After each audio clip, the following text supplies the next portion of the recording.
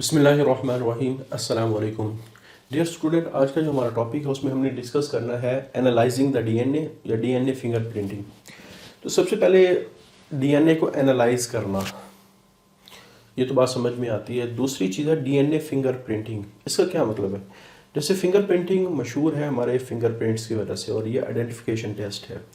आपको पता है कि हमारे जितने भी फिंगर्स हैं या थंब है, इसकी जो टिप है वहाँ कुछ काफ़ी सारी लाइंस का एक पैटर्न मौजूद है। वो पैटर्न दुनिया के हर शख्स का डिफरेंट है। तो इस वजह से दुनिया के हर शख्स का ये फिंगरप्रिंट डिफरेंट होने की वजह से ये आइडेंटिफिकेशन टेस्ट बन गया है कि इससे मैं आइडेंटिफाई हो सकता हूँ कि मेरा अगर ये पैटर्न मैं किसी जगह पेस्ट करता हूँ, लगाता हूँ, तो इसका मतलब ये है कि ये मुझे रिकॉग्नाइज करेगा कि मैं हूँ या नहीं हूँ। तो ये हमारे पास फिंगरप्रिंटिंग का कॉन्सेप्ट है। डीएनए फिंगरप्रिंटिंग से क्या मुराद है? जिस तरह दुनिया में हर शख्स के फिंगरप्रिंट डिफरेंट है, तो इसी तरह डीएनए का जो पैटर्न बनता है डीएनए फिंगरप्रिंटिंग के प्रोसीजर में, वो भी एक स्पेसिफिक पैटर्न बनता है हर शख्स का। तो जिस तरह ये फिंगरप्रिंट आइडेंटिफिकेशन के लिए है, इसी तरह वो जो पैटर्न बनेगा वो भी आइडेंटिफिकेशन के लिए होगा। लेकिन इसका प्रॉब्लम ये है कि बाज़ दफ़ा बाद लोगों के ये जो आप कह सकते थंब की स्किन ख़राब हो जाती है, जिसकी वजह से आइडेंटिफिकेशन टेस्ट इतना नहीं रहता। जैसे खुदा न खास्ता कोई एक्सीडेंट होता है, तो एक्सीडेंट में अगर हाथ झुलस जाए तो ये वाला जो आइडेंटिफिकेशन का प्रोसीजर है ये फेल हो जाता है। लेकिन हमारे पास डीएनए फिंगरप्रिंटिंग ऐसा ज़बरदस्त आइडेंटिफिकेशन टेस्ट है कि इंसान जितना मर्जी आप कह सकते हैं एक्सीडेंट का शिकार हो, जो खुदा न खास्ता एक्सीडेंट का शिकार हो जाए, तो अगर उसका एक सेल भी मिल गया तो हम उस एक सेल से उसको आइडेंटिफाई बड़ी आसानी से कर सकते हैं। यानी ये हाईली स्पेसिफिक है और हाईली रिलाइएबल है। तो इस वजह से डीएनए फिंगरप्रिंटिंग को हम कह सकते हैं it is the best identification test of the organism.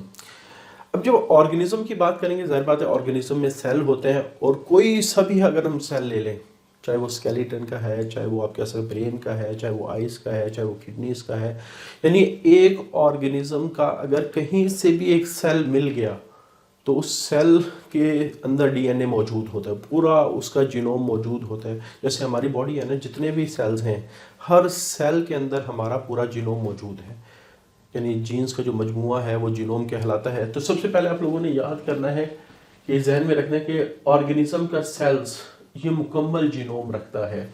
तो जब हम डीएनए को एनालाइज करने के लिए डीएनए हासिल करने की बात करते हैं, तो कोई सा भी सेल ले लें उससे डीएनए हासिल हो सकता है। इवन एक स्पर्म भी जो है उससे भी मुकम्मल डीएनए हासिल हो सकता है। अच्छा, प्रोसीजर क्या है? जैसे मैं कहता हूँ कि हमारे पास 3 डिफरेंट किस्म के सेल्स हैं या 3 डिफरेंट किस्म के ऑर्गेनिज्म हैं। हमने तीनों का आप कह सकते हैं जो डीएनए है वो एनालाइज करके बताना है कि क्या इनमें कंपैरिजन करना है और बताना है कि इनमें कोई रिलेशनशिप है या नहीं है। तो सबसे पहले क्या करेंगे हम, ये सेल, ये सेल, ये सेल, इसका डीएनए हम आइसोलेट करते हैं। और आपको पता है कि जब भी हम किसी सेल के अंदर आइसोलेशन की बात करते हैं तो बेस्ट जो टेक्निक हम इस्तेमाल करते हैं वो अल्ट्रा सेंट्रीफ्यूगेशन है या सेल्फ फ्रैक्शनेशन है, जो हमने फर्स्ट ईयर में पढ़ी थी। तो सपोज हमने डीएनए हासिल कर लिया। अच्छा, उसके बाद इस डीएनए को हमने कट करना है। और आपको पता है जब हमने रिकॉम्बिनेंट डीएनए टेक्नोलॉजी का टॉपिक डिस्कस किया था, तो जो सीजर्स हैं, मॉलिक्यूलर सीजर, उनको हम कहते हैं रिस्ट्रिक्शन एंडोन्यूक्लियोसिस। रिस्ट्रिक्शन एंडोन्यूक्लियोसिस। तो हम क्या करते हैं, इस डीएनए को इस टेस्ट ट्यूब में डालते हैं, साथ वो एंजाइम ऐड कर देते हैं। तो जाहिर बात है एंजाइम क्या करेगा, इस डीएनए को मुख्तलिफ किस्म के पीसेज में डिवाइड कर देगा। और आपको पता है कि एंडोन्यूक्लियोसिस दे आर हाईली स्पेसिफिक। ये डीएनए को स्पेशल साइट से कट करते हैं जिनको फ्लैंकिंग साइट कहा जाता है, और वहाँ ख़ास किस्म की सीक्वेंस होती है जो प्लिंड्रोमिक सीक्वेंस कहलाती है। तो जो डीएनए एंडोन्यूक्लियोसिस एंजाइम है वो इन फ्लैंकिंग साइट पर मौजूद जो प्लिंड्रोमिक सीक्वेंस है उसको कट करेंगे। हम पहले सारी डिटेल पढ़ चुके हैं रिकॉम्बिनेंट डीएनए टेक्नोलॉजी के अंदर। तो पहला काम क्या हुआ, इस प्रोसीजर का पहला जो स्टेप है वो स्लाइसिंग ऑफ डीएनए है कि जो हमें जीनोम हासिल हुआ है सेल से, तो उसको हमने कट करना है। तो genome is treated with restriction endonucleases result in different side fragments. अब जब हमारे पास एंडोन्यूक्लियोसिस किसी भी डीएनए या जीनोम को कट करते हैं तो उसके पीसेस बनते हैं, फ्रेगमेंट्स बनते हैं, और ये फ्रेगमेंट्स इस पूरी टेक्निक में सबसे ज़्यादा अहमियत के हामिल है। ये बिल्कुल इसी तरह है जैसे हमारा ये जो थंब है, इसके ऊपर जो लाइंस हैं ये सबसे ज़्यादा अहमियत की हामिल है फिंगरप्रिंटिंग के अंदर। तो आप ये समझ लें कि डीएनए एनालाइजिंग में जो लाइंस हैं वो ये लाइंस बनेगी, जो फ्रेगमेंट है ये बनेंगे। इन फ्रेगमेंट को हम कहते हैं RFLPs, और यही फ्रेगमेंट्स हैं जो हर ऑर्गेनिज्म का यूनिक पैटर्न बनाते हैं। तो अगेन बात सुने कि जिस तरह हमारे फिंगरप्रिंट्स में लाइंस इंपॉर्टेंट है, इसी तरह जब हम DNA फिंगरप्रिंटिंग करते हैं तो ये वाले जो बनने वाले फ्रेगमेंट्स हैं ये इंपॉर्टेंट हैं।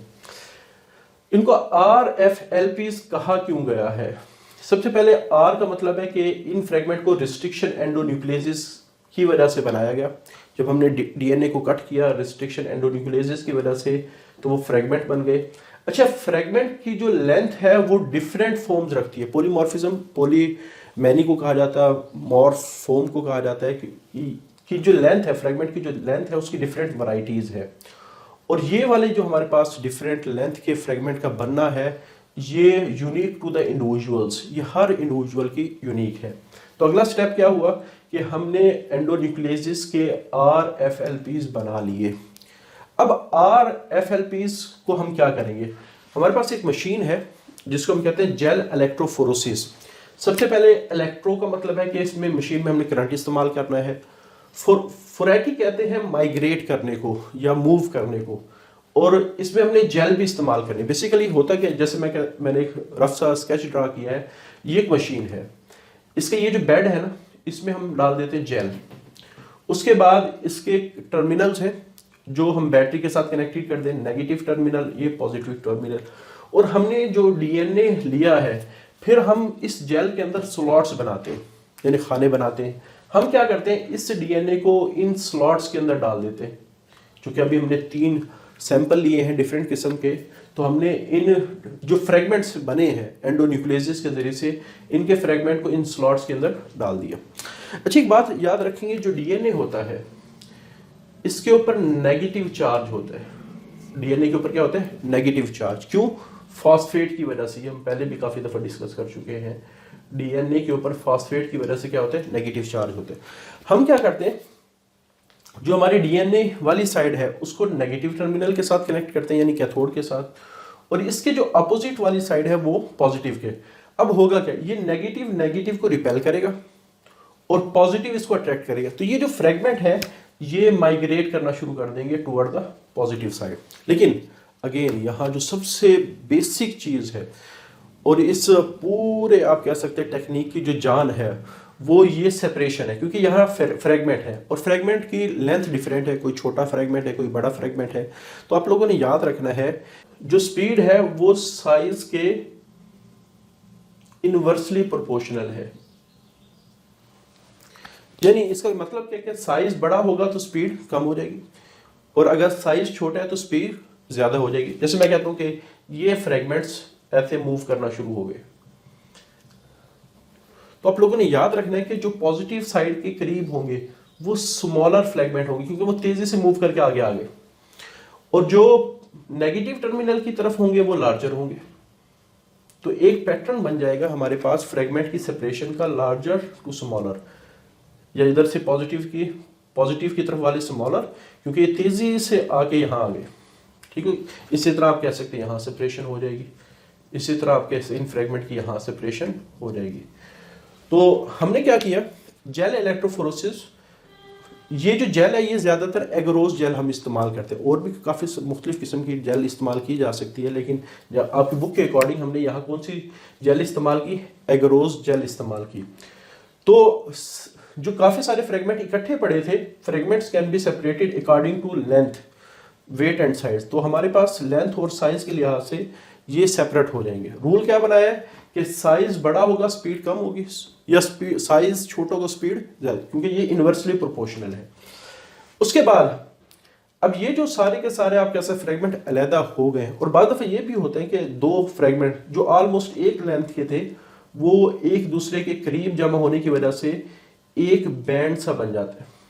अच्छा, यहाँ एक और बात याद रखें, बाद दफा हम क्या करते हैं, जब हम DNA को कट करते हैं तो इन कट को हम PCR से भी बाद दफा गुजार देते हैं। अच्छा, PCR का फायदा क्या होगा कि हर टुकड़े की बहुत सारी कॉपीज बन जाएंगी, और कॉपीज जाहिर बात है सारी कॉपीज एक टुकड़ा, जो सपोज मैं कहता हूँ कि ये मैंने एक टुकड़ा लिया, सारे जो टुकड़े हैं जो इससे कॉपी हो रहे हैं वो चूंकि एक ही लेंथ के होंगे, इस वजह से वो सारे एक ही रीजन में इकट्ठे हो जाएंगे। और जब एक रीजन में इकट्ठे होंगे तो इन सारे टुकड़ों के इकट्ठे होने से एक बैंड सा बन जाएगा। तो इसकी जो थिकनेस है ये रिप्रेजेंट करती है, इसकी जो थिकनेस है ये आप कह सकते हैं डायरेक्टली प्रोपोर्शनल है एग्रीगेशन ऑफ फ्रेगमेंट के, कि जितने ज़्यादा फ्रेगमेंट इकट्ठे हो रहे हैं उतने ही ज़्यादा ये थिक होगा। अगर एक बैंड बहुत थिक है एक थिन है तो इसका मतलब है थिक वाली जगह पे फ्रेगमेंट ज़्यादा इकट्ठे होंगे। तो बहरहाल हमने जेल इलेक्ट्रोफोरेसिस से ये सारे के सारे फ्रेगमेंट क्या कर लिए, सेपरेट कर लिए जो एक टेस्ट ट्यूब के अंदर मौजूद थे। अब क्या होगा, अब ये जो डीएनए के मॉलिक्यूल हैं ये इनविजिबल होते हैं। इनविजिबल का क्या मतलब है कि ये हमें नज़र नहीं आते। यहाँ तो मैंने लाइनें शो कर दी, आपको ये पैटर्न नज़र आ रहा होगा, लेकिन हकीकत में हमें जेल ही नज़र आ रहा होता है, ये फ्रेगमेंट नज़र नहीं आ रहे होते। तो फिर हम इस पैटर्न को देखेंगे कैसे, आइडेंटिफाई कैसे करेंगे, यानी हमें पता कैसे चलेगा कि एक डीएनए है इसका पैटर्न ये बना है। तो इसके लिए हम क्या करते हैं, सबसे पहले ये जो डीएनए फ्रेगमेंट्स हैं हम इस जेल को थोड़ा सा हीट करते हैं। हीटिंग का फ़ायदा ये होगा कि ये जो डबल स्ट्रैंडेड डीएनए है ये एक दूसरे से अलग होकर सिंगल स्ट्रैंडेड हो जाएंगे। इसको हम कहते हैं डीनेचरेशन। इसको हम क्या कहते हैं, डीनेचरेशन। तो जब ये सारे के सारे डीएनए डीनेचर होके अलग हो गए, डबल स्ट्रैंडेड से सिंगल स्ट्रैंडेड में कन्वर्ट होना, ये सेपरेशन या डीनेचरेशन कहलाएगी। अब क्या करते हैं, हमारे पास एक मेम्ब्रेन होती है, हम इस जेल के ऊपर उस मेम्ब्रेन को जो आमतौर पर नाइट्रोसेलुलोज या नाइलोन की बनी होती है इसके ऊपर ऐसे प्रेस करेंगे। अच्छा, जिस वक्त हम इसके ऊपर प्रेस करेंगे, अब जो नाइट्रोसेलुलोज होती है वो डीएनए को अट्रैक्ट करती है, तो उसके अंदर जो एब्जॉर्प्टिव मटेरियल है वो डीएनए को अपने साथ क्या करवा लेगा, बाइंड करवा लेगा। तो जो डीएनए जेल के ऊपर मौजूद थे वो मेम्ब्रेन के ऊपर ट्रांसफर हो जाते हैं। इस प्रोसेस को हम कहते हैं ब्लॉटिंग। इस प्रोसेस को यानी ब्लॉटिंग को सिंपली डिफाइन हम कैसे करेंगे कि जेल पर डीएनए के मॉलिक्यूल जो पड़े हैं उनका मेम्ब्रेन के ऊपर ट्रांसफर होना, इसको ब्लॉटिंग या साउदर्न ब्लॉटिंग कहा जाता है। अच्छा, जब ये मेम्ब्रेन के ऊपर आएंगे अभी भी ये इनविजिबल है, और आपको पता है कि जब भी हमने किसी डीएनए या जीन के फ्रेगमेंट को आइडेंटिफाई करना हो तो पिछले जीनोमिक लाइब्रेरी में हमने पढ़ा था, हम एक प्रोब का इस्तेमाल करते हैं। प्रोब एक ऐसा सोल्यूशन है जिसमें न्यूक्लियोटाइड रेडियो एक्टिव बनाए जाते हैं। तो उन आप कह सकते हैं जो प्रोब्स को हम इस मेम्ब्रेन के ऊपर, और ये जो प्रोब्स हैं ये फिर जाके उन सिंगल स्ट्रैंडेड जो फ्रेगमेंट डीएनए के थे उनके साथ हैप्राडाइज हो जाएंगे। और प्रोब को या तो रेडियो एक्टिव बनाया जाता है या फ्लोरेसेंट बनाया जाता है। अगर रेडियो एक्टिव बनाए जाते हैं तो रेडिएशन यहाँ से निकलना शुरू हो जाएंगे फ्रेगमेंट्स के साथ। जब ये अटैच होंगे तो रेडिएशन निकल रही होंगी उन फ्रेगमेंट के साथ वाली जगह से। तो प्रोबिंग क्या होगी कि डीनेचर्ड जो डीएनए है जो मेम्ब्रेन के ऊपर पड़ा हुआ है उसके साथ उन मॉलिक्यूल के उन फ्रेगमेंट के साथ रेडियो एक्टिव प्रोब हैप्राडाइज हो गया। लेकिन जाहिर बात है रेडियो एक्टिव वो हम आंख से तो रेडिएशन नहीं दे सकते। हम क्या करते हैं, फिर एक एक्सरे फिल्म लेते हैं, ये मेम्ब्रेन है उसके ऊपर हम ऐसे रख देंगे, तो प्रोब से रेडिएशन निकल के उस एक्सरे फिल्म के ऊपर ऐसे टकराती रहेंगी, और जो पैटर्न डीएनए का मेम्ब्रेन के ऊपर था उसका एक इमेज, ठीक है, डीएनए नहीं एक्सरे फिल्म के ऊपर या एक्सरे शीट के ऊपर आके लगता है, बल्कि रेडिएशन आके लगती हैं। तो जो जहां जहां डीएनए पड़ा था उसके साथ प्रोब अटैच है, प्रोब से रेडिएशन निकल के इस एक्सरे फिल्म के ऊपर आके एक इमेज बना देंगी। वही इमेज बेसिकली हमारा पैटर्न है जो विजिबल हो गया है। अब उस इमेज वाले पैटर्न को हम कंपैरिजन करेंगे कि इन तीनों का आपस में क्या रिलेशनशिप है। तो इस कॉन्सेप्ट को हम कहते हैं ऑटो रेडियोग्राफी, कि हमने प्रोब की रेडियो एक्टिविटी की मदद से हमने एक पैटर्न एक्सरे फिल्म के ऊपर हासिल कर लिया है। और ये पैटर्न किस शक्ल में होगा, ये ब्लैक बैंड पैटर्न की शक्ल में होगा। और फिर इस बैंडिंग को हम देख के कंपैरिजन करते हैं, और कंपैरिजन से फिर अपना जो रिजल्ट निकालना है या कोई आइडेंटिफिकेशन करनी है तो हम कर सकते हैं। हुआ क्या है, हमने सेल से डीएनए लिया, उसको टेस्ट ट्यूब में डाला, उसमें एंडोन्यूक्लियसेस ऐड कर दिए, एंडोन्यूक्लियसेस ने उस डीएनए की स्लाइसिंग कर दी जिससे फ्रेगमेंट बन गए। फ्रेगमेंट की लेंथ डिफरेंट है और हर इंडिविजुअल के ये फ्रेगमेंट यूनिकली बन रहे होते हैं, यानी एक शख्स के फ्रेगमेंट दूसरे शख्स के फ्रेगमेंट से आमतौर पे मैच नहीं करते। फिर उसके बाद जब ये फ्रेगमेंट बन जाएंगे फिर हम जेल इलेक्ट्रोफोरेसिस करेंगे। जेल इलेक्ट्रो में क्या होता है कि जेल होती है, उसके हम स्लॉट्स बना लेते हैं, उसमें डीएनए की फ्रेगमेंट डाल देते हैं। फिर हम जब करंट अप्लाई करते हैं तो फ्रेगमेंट मूव करना शुरू कर देते हैं। रूल हमने क्या बनाया, उस फ्रेगमेंट की स्पीड सबसे ज़्यादा होगी जिसका साइज सबसे छोटा होगा। तो हमारे पास स्मॉलर आगे की तरफ आ जाएंगे पॉजिटिव और लार्जर पीछे की तरफ रह जाएंगे। तो इस तरह ये हमारे पास बैंड, और हमने कहा था जो यहाँ डीएनए इकट्ठे होंगे, ठीक है, और इकट्ठे होकर एक बैंड सा बनाएंगे, वो एग्रीगेशन ऑफ फ्रेगमेंट पे डिपेंड करता है। अगर फ्रेगमेंट ज़्यादा होंगे तो उस बैंड की थिकनेस क्या होगी, ज़्यादा होगी। और बाद दफ़ा थिकनेस को बढ़ाने के लिए ताकि अच्छी तरह ये विजिबल हो जाए हम पीसीआर भी परफॉर्म करते हैं। तो जेल इलेक्ट्रोफोरेसिस फ्रेगमेंट को क्या कर देगी, सेपरेट कर देगी। किस बेस पे सेपरेट करेगी, उसके साइज़ के, वेट की या डेंसिटी की बुनियाद पे, और बैंड्स बना देगी। उसके बाद अब ये जो फ्रेगमेंट है चूँकि इनविजिबल होते हैं, पहले हम इसको हीट करके या बाद दफ़ा कुछ केमिकल्स हम इस्तेमाल करते हैं, डीएनए डबल स्टैंडर्ड जो डीएनए के मॉलिक्यूल है वो सेपरेट हो जाएंगे। फिर विजिबल बनाने के लिए हम उसकी प्रोबिंग करेंगे। प्रोबिंग के बाद डीनेचरेशन के बाद हम उसकी ब्लॉटिंग करेंगे, मेम्ब्रेन के ऊपर ट्रांसफर करेंगे। फिर प्रोबिंग करके उसको रेडियो एक्टिव बनाएंगे उस मेम्ब्रेन के डीएनए के कंटेंट को, और फिर एक्सरे फिल्म पे उससे रेडियो एक्टिविटी का हम एक रिकॉर्ड हासिल कर लेंगे बैंड्स की शक्ल में। वो जो हमारे पास एक्सरे का एक पैटर्न बना है, बेसिकली वो अब हमारा एक पैटर्न आ गया। अब फिर हम कंपैरिजन करके अपना जो रिजल्ट निकालना चाहते हैं, जो आइडेंटिफाई चीज़ को करना चाहते हैं, वो कर सकते हैं। तो इस टेक्निक को दुनिया में सबसे ज़्यादा इस्तेमाल किया जा रहा होता है आइडेंटिफिकेशन के लिए। जैसे अगर कोई रेपिस्ट है, यानी किसी ने अगर ज़्यादती की है किसी खातून के साथ, तो अगर उस खातून की बॉडी से एक स्पर्म भी मिल गया उस रेपिस्ट का, तो उस स्पर्म के ज़रिए से उस रेपिस्ट को आइडेंटिफाई किया जा सकता है। मैंने कहा था ना, जो डीएनए है वो किसी भी सेल से मिल सकता है। जैसे आपकी बुक में एक छोटा सा आप कह सकते हैं स्टेटमेंट दी गई है कि एक लड़का है, उसको 8 साल पहले मर्डर करके दफना दिया गया। उसके बाद में उसके स्केलेटन से ज़ाहिर बात है बाकी बॉडी तो डिग्रेड हो जाती है। स्केलेटन हार्ड बोन होने की वजह से वो प्रिजर्व रहता है काफ़ी अरसे तक। तो स्केलेटन के सेल से डीएनए लिया गया और फिर उस डीएनए का जो आप कह सकते हैं कंपैरिजन उसके पेरेंट के साथ किया गया, तो वहाँ से वो आइडेंटिफाई हो गया कि वो जो बच्चा है फलां पेरेंट्स का है। क्योंकि एक बच्चे के पास जो डीएनए आता है वो फादर से मदर से आ रहा होता है, यानी 50% डीएनए फादर से आता है, 50% डीएनए मदर से आता है। क्योंकि 23 क्रोमोसोम एक तरफ से आ रहे हैं, 23 क्रोमोसोम एक तरफ से आ रहे हैं। तो जो बैंड्स बनेंगे वो ज़्यादातर इसी तरह होंगे। कुछ बैंड्स फादर की तरह होंगे, कुछ बैंड्स मदर की तरह होंगे। तो अगर हमारा जो भी बच्चा है उसका बैंडिंग पैटर्न फादर और मदर से कुछ मैच कर रहा है, तो इसका मतलब ये होगा कि वो बच्चा उन्हीं पेरेंट्स का है। तो ये इसकी इंपॉर्टेंस क्या है, since DNA is inherited it's fingerprint, चूँकि डीएनए को पेरेंट से इनहेरिट किया जाता है, इस वजह से इसके जो फिंगरप्रिंट्स हैं वो पेरेंट की तरह के होंगे, या फादर की तरह होंगे या मदर की तरह के होंगे। तो इसकी अहमियत क्या थी, जैसे एक आइडेंटिफाई किया गया एक टीनेजर को जिसको तकरीबन 8 साल पहले कत्ल कर दिया गया था, और उसके स्केलेटन से डीएनए लिया गया और उसके पेरेंट्स के डीएनए को जब देखा गया तो वो मैच कर गए, और मैच करने के बाद फिर पता चला कि ये जो बच्चा है ये फलां पेरेंट्स का है। अच्छा, आपकी बुक में कुछ पिक्चर्स बनी हुई हैं। बेसिकली 3 किस्म की डायग्राम है, ए, बी और सी। तो ए में क्या किया गया, जैसे आपको ये पिक्चर नज़र भी आ रही है कि दरमियान में जो पैटर्न हासिल किया गया डीएनए एनालाइजिंग के ज़रिए से या फिंगरप्रिंटिंग के ज़रिए से वो चाइल्ड का है।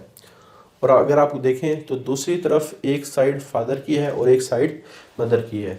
अच्छा, इस पिक्चर में आप देखें मदर वाली साइड जो है उसके करीब भी एरो आपको नज़र आ रहे होंगे, और जो फादर वाली साइड है इसके भी एरो नज़र आ रहे होंगे। तो एरो का क्या मतलब है, बेसिकली हमारे पास जो चाइल्ड है उसमें 3 किस्म के डीएनए के फ्रेगमेंट हैं।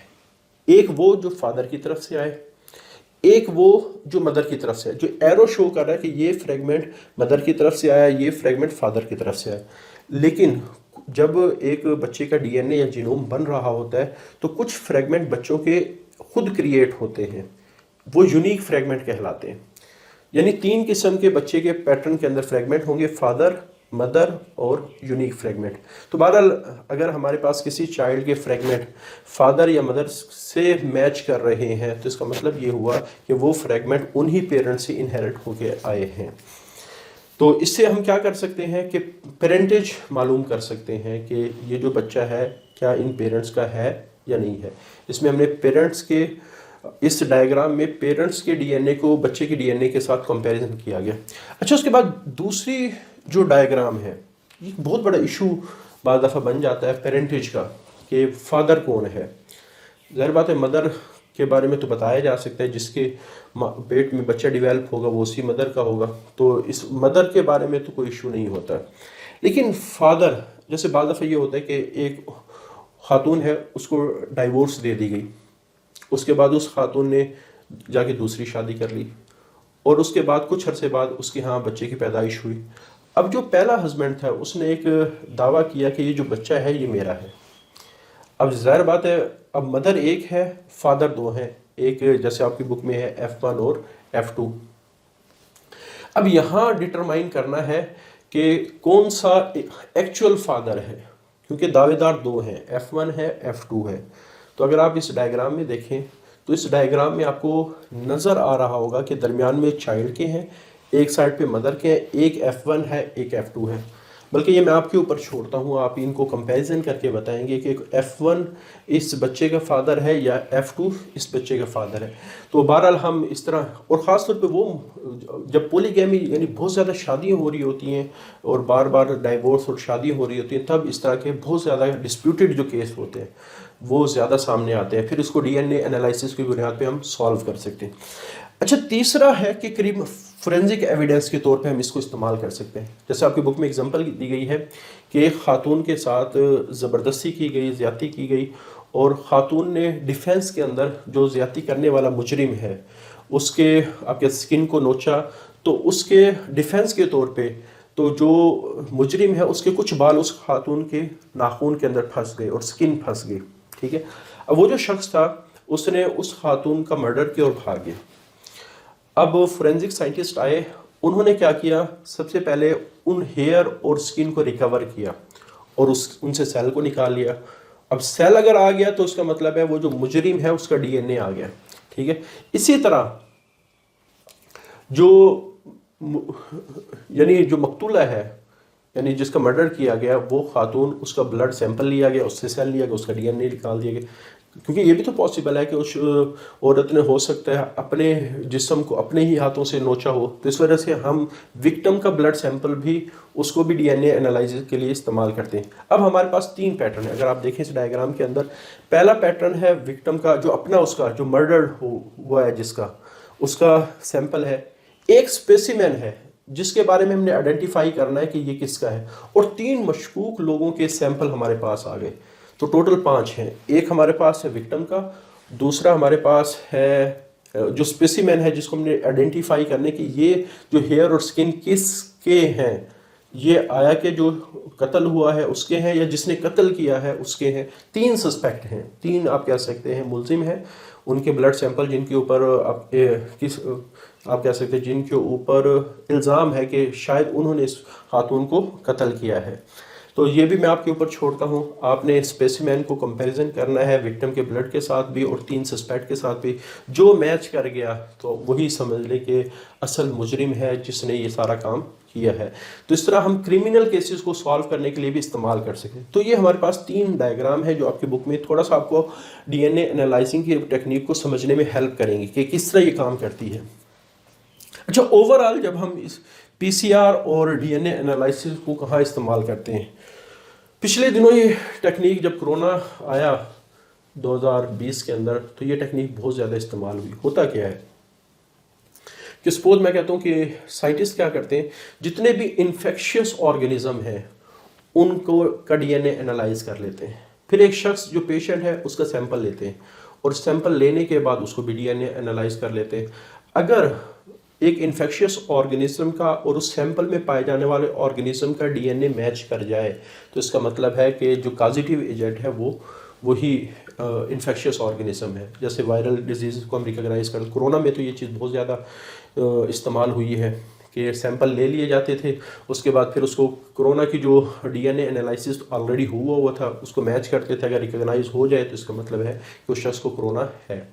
इसी तरह एक कैंसर सेल और एक नॉर्मल सेल को कंपैरिजन करेंगे तो हमें आइडिया हो जाएगा कि किस जगह प्रॉब्लम आ रहा है। तो कैंसर की आइडेंटिफिकेशन के लिए भी इसको इस्तेमाल किया जा सकता है। जेनेटिक डिसऑर्डर में एक नॉर्मल सेल का और एक ऐसा सेल जिसमें जेनेटिक प्रॉब्लम है, दोनों को कंपैरिजन करेंगे तो हमें जिस जगह मैच नहीं हो रहा होगा तो उस जगह हमें पता चल जाएगा कि इशू यहाँ है। इस तरह जेनेटिक डिसऑर्डर का भी पता चल सकता है। क्रिमिनल केसेस को हम सॉल्व कर सकते हैं इस टेक्निक की बुनियाद पे। और आखिर में एवोल्यूशनरी हिस्ट्री हम मालूम कर सकते। एक शख्स जो आज से हज़ारों साल पहले जिसको दफना दिया गया, बल्कि प्रिजर्व कर दिया गया, जो ममीड होती हैं उनको प्रिजर्व ह्यूमन कहा जाता है। तो ज़ाहिर बात वो प्रिजर्व बॉडी होती है, उनका सेल लेके और आजकल का जो इंसान है उसका सेल लेके कंपैरिजन करेंगे तो हमें आइडिया हो जाएगी कि एवोल्यूशन किस तरह हो रही है। या आज से तकरीबन करोड़ों साल पहले एक प्लांट है, उसका सैंपल हमने ले लिया, उसका सेल ले लिया, उसका डीएनए निकाल लिया, आज का जो प्लांट है उसका कंपैरिजन करके हम फिर एवोल्यूशनरी हिस्ट्री को थोड़ा सा कंपैरिजन कर सकते हैं। तो ये हमारे पास टेक्निक है। इस वक्त ये बहुत ही इंपॉर्टेंट लॉन्ग क्वेश्चन के तौर पे आ सकता है, तो इसको आप लोगों ने अच्छी तरह तैयार करना। और अगला जो हमारे पास आर्टिकल होगा वो भी इसी से रिलेटेड होगा, तो इस वजह से इस टेक्निक को आप लोगों ने अच्छी तरह तैयार करना है ताकि आपको अगला आर्टिकल भी समझने में हेल्प हो। आज के लिए इतना ही। अल्लाह हाफिज़।